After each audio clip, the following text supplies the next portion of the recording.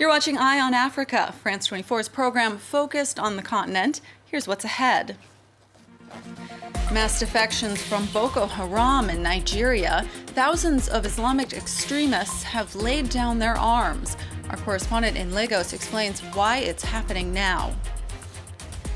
The African Union calls for humanitarian access to Ethiopia's war-torn Tigray region. This says Tigrayan fighters face accusations of retaliating against civilians in neighboring Amhara. And a celebrated artist in Chad is giving war ammunition a second life.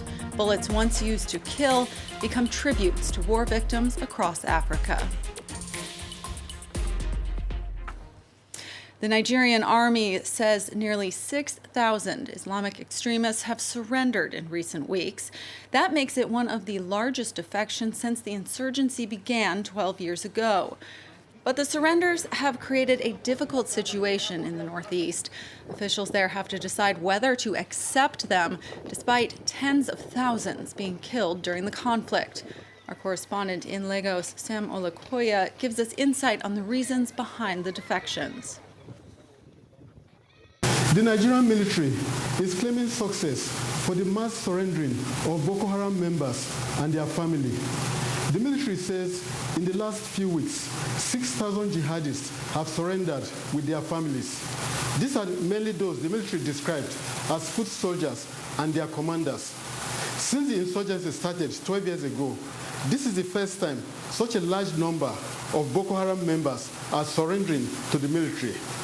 The repentant militants will be made to undergo a de-radicalization program. After this, they will undergo a reintegration program under which they will be sent back to their communities. They will be granted amnesty. But this is the difficult part, because many people cannot imagine living with jihadists that are accused of carrying out lots of atrocities. The jihadists, as fighters for Boko Haram, are accused of carrying out killings, lootings, mass abductions, and suicide bombings. Many of their victims are still feeling the pains of their activities. 30,000 people have died as a result of the Boko Haram insurgency. 3 million others have been displaced. Many of these are living in camps for internally displaced persons. Some people want the jihadists to be tried for crimes committed by Boko Haram. The victims don't want them to be granted amnesty, saying that they have committed a lot of atrocities. Some people also do not trust them. They fear they could pick up arms and continue the insurgency in future. But the Nigerian government says it is important to grant them amnesty so as to encourage them to surrender. The government says this will potentially bring to an end this war that has dragged on for so many years. Our correspondent Sam Olakoya there. Nigeria has been fighting a cholera outbreak since the start of the year and is experiencing a surge in the last 2 weeks. Around 2,000 people there have died this year from the disease, which spreads through contaminated water. This outbreak is worst in the country's north and has been exacerbated by a rise in COVID-19 cases and the resulting pressure on health systems. Large reserves of oil and natural gas have been discovered off Ivory Coast. Italian oil giant Eni called it a major discovery, which followed a nearly $200 million investment in deepwater exploration. Mario Sofos with more on what this means for the nation. Italian oil and gas company Eni announced Wednesday the discovery of considerable offshore oil and natural gas reserves in Ivory Coast. The deposits are located in the Eni-operated block CI-101, 60 kilometres from the coast, at a depth of more than 3,400 metres. Eni operates and holds 90% interest in block CI-101, while Ivorian public company Petroci Holdings has the remaining 10%. According to Ivory Coast's Energy Ministry, estimates suggest that between 1.5 to 2 billion barrels of oil are in place, along with around 51 million cubic metres of natural gas. This is an important discovery that in the years ahead will significantly increase the proven reserves of Ivory Coast, as well as its oil and gas production. It's Ivory Coast's first deepwater commercial discovery in more than 2 decades. The country has focused heavily on oil in recent years, though is now turning its attention towards the impact of climate change. Abidjan claims that in 5 years' time it will produce more gas than oil and wants to reduce greenhouse gas emissions 28% by 2030. 10 months of conflict in Ethiopia's northern Tigray region is escalating, with civilians growing more desperate and hungry. Friday, the African Union urged Ethiopia's government to step up efforts to ensure humanitarian access to the region. And the Associated Press is reporting that fighters from Tigray have allegedly been targeting civilians in the neighboring region of Amhara. Our correspondent in Addis Ababa, Marie-Gert Nicolescu, brings you the details.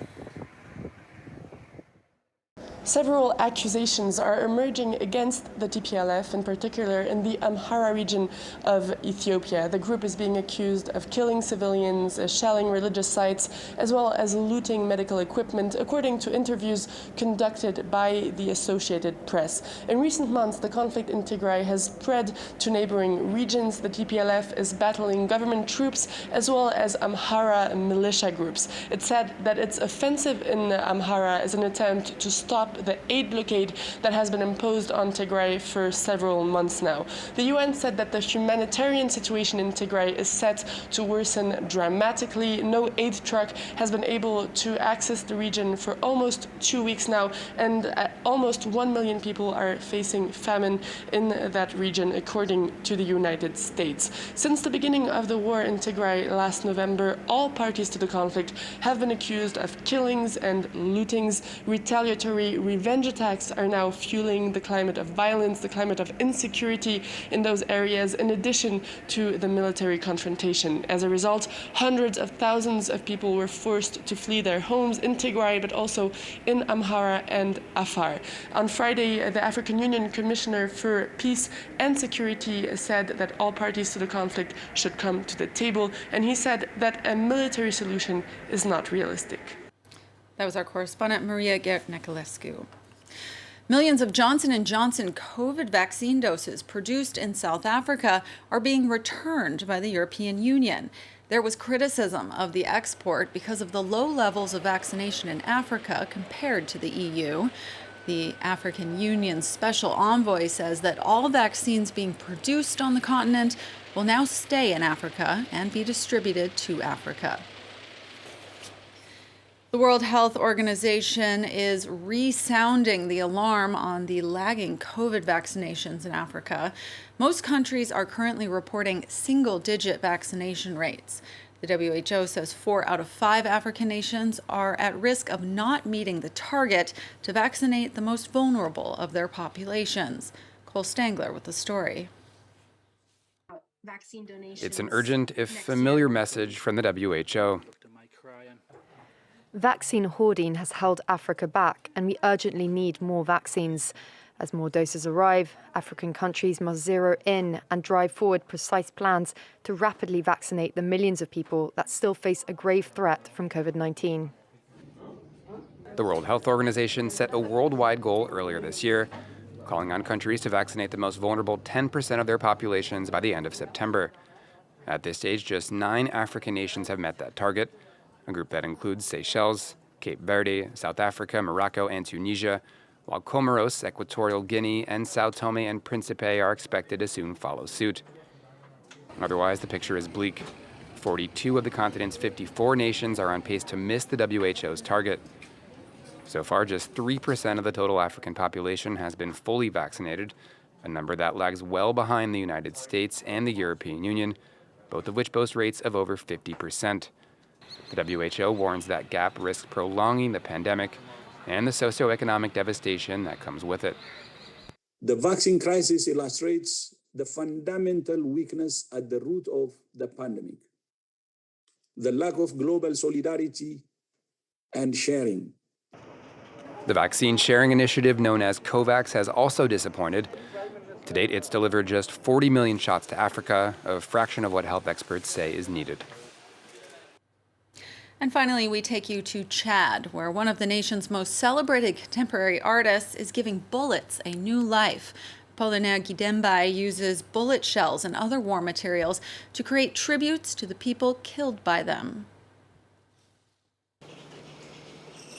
Make art, not war. That's the motto of artist Apollinaire Guidembai.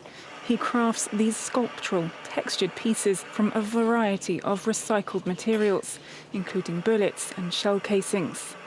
Many of these have seen action. Essayons de s'asseoir sur une table et de gérer nos problèmes sans la guerre. Voilà pourquoi j'essaie de travailler avec les douilles pour donner une renaissance, une métaphore de ce que la douille peut faire. Au lieu de la guerre, je travaille avec les douilles avec une autre métaphore pour avoir la joie, la paix. The artist says the human beings in his works, often outlined in bullets, represent the nameless millions to have died in wars across the Sahel region. Guidembai also uses other found objects, such as electronic components and plastic. His pieces range from palm-sized to people-sized. One of Chad's most acclaimed contemporary artists, he has exhibited across the world and won international fans, including the French ambassador to Chad. À la fois l'expression d'une transformation de choses qui avaient vocation à ne plus être, pour acquérir une nouvelle dimension, une nouvelle vie. Guidembai first started incorporating bullets into his work in 2016, when militia groups, including Front for Change and Concord, rebelled against the central government. The group later went on to kill President Idris Deby in April of this year. Do stay with us. More news up next here on France 24.